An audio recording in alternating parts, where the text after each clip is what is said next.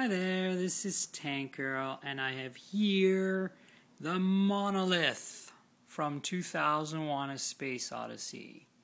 No, actually it's called the LG BL40. It is part of their Black Label series. It is part of the Chocolate series. It is a capacitive touch OLED feature phone. It's very thin and very, very beautiful. And did I mention it's very thin? Yes. And very, very sexy.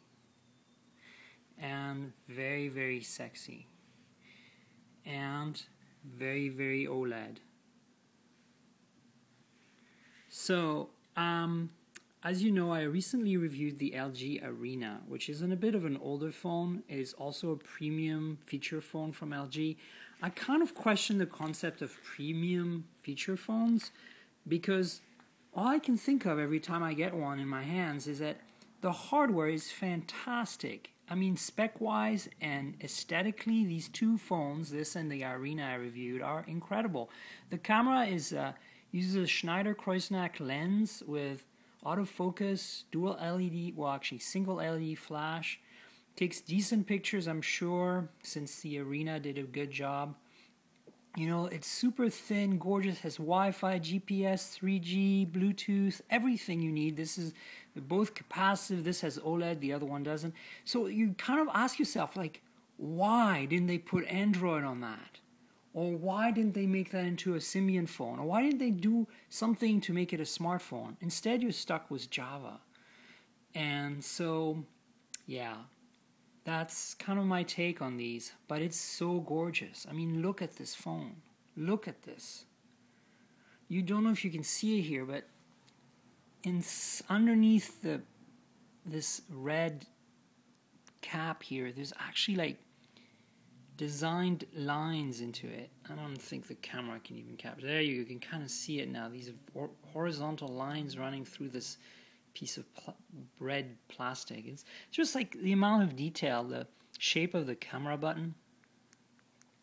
As I said, it's just a gorgeous phone. I've wanted to get my hands on it for a long time just because it's so incredibly gorgeous. It's like holding a bar of chocolate and you want to eat it. The first thing my spouse said when they saw it was, "Can we eat it?" And yeah. Behind this little trap door is a USB, micro USB port. Here is a key you can program. On the bottom there is nothing but the microphone. On the edge, top edge here, you have the camera button and the volume button, which also is used as zoom buttons. And at the very top you have the power button, which really is cool because check it out.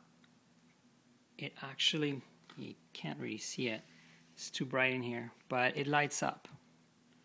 It lights up red at night. There you go, you see it, there you go, see?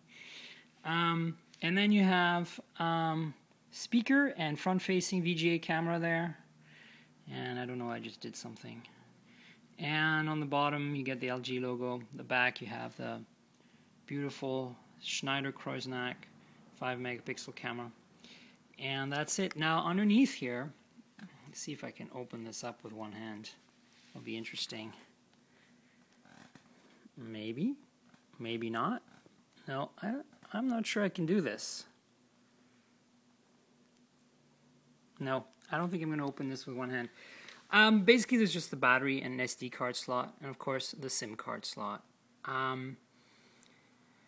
Gorgeous resolution. I'm not sure what the screen resolution is on this. I have to check it out. So, the only thing that just makes it meh is the UI and the fact that it's a feature phone, and it's running the S-Class UI from LG. Of course, it's optimized for the very wide, narrow screen. If I bring up, say, the messaging client, you'll see there's no message, but if I write a message, you see it has an optimized UI for the keyboard there. It's really gorgeous. So, I mean, it certainly does take advantage of this very, very wide keyboard. But, again, gorgeous, gorgeous hardware. This is incredible. It's beautifully made. It's glass, very nice shiny plastic in the back. I'm not sure, but I think the tops might be aluminum. And this is a headphone jack, by the way, standard headphone jack.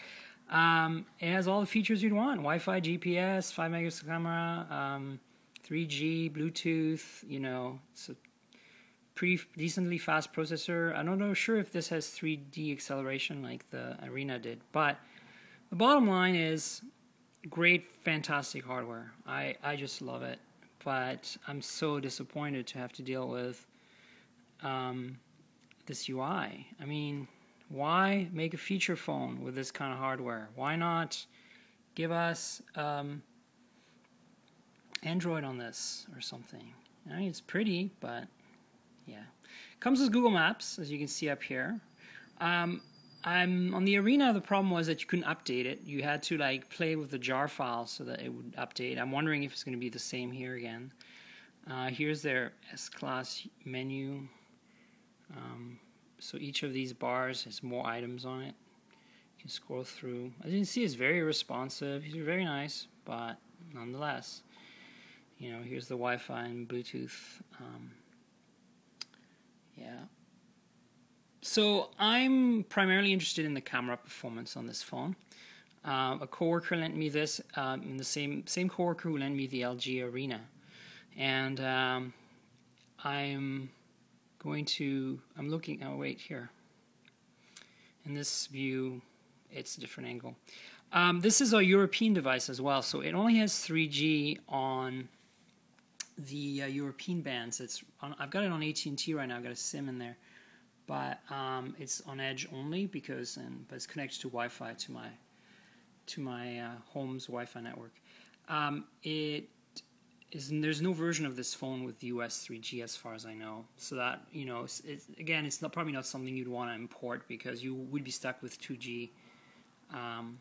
But again, it's nice to look at different phones, and I am really excited about the camera. I think LG cameras have always been pretty decent, and the Arena was a little disappointing in the noise as far as low light performance, but it fared very well every other way. So I'm going to definitely take this for a spin. Other than that, you know, it's again very nice to have a different, something that you wouldn't get normally every day and find. Obviously, you know, this is an unlocked, unbranded phone. So you can see here the cube design of the UI. You can see it's a little laggy, like it's continued doing stuff after it already stopped. So let me just put it to sleep and wipe it down a little because it's a huge fingerprint magnet.